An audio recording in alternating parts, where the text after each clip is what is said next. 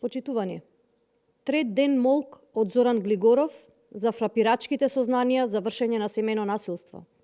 Дополнително, бараме од институциите конечно да покажат дека може да се обезбеди функционирање на секој сегмент на правната држава, особено кога се во прашање на водите за сторени насилни дејанија од страна на именувани функционери.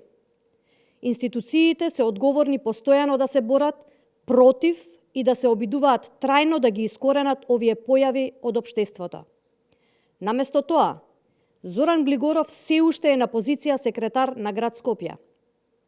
Имено, насилството врз жените се разбира како кршење на човековите права и форма на дискриминација врз жените и ги означува сите акти на родово засновано насилство, кои што доведуваат или веројатно ќе доведат до физичка, психичка или економска повреда.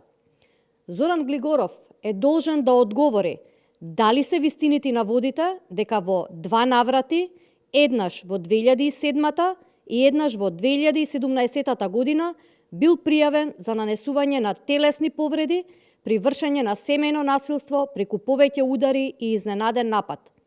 Исто така, Глигоров е должен да одговори дали се вистините на водите дека како секретар на град Скопје физички и вербално се пресметувал со лице вработено во градот Скопје. Поради стравување од можно повторување на ваквите насилни действија, бараме Зоран Глигоров веднаш да поднесе оставка од позицијата секретар на град Скопје. Во непресметливи состојби и карактерни особини кај лица кои се поврзани со секаков вид на насилство, постои голема веројатност насилството дополнително да ескалира. Бараме институциите да даваат највисок приоритет на пријавите на семејно насилство и да ги преземаат сите мерки за заштита на жртвите.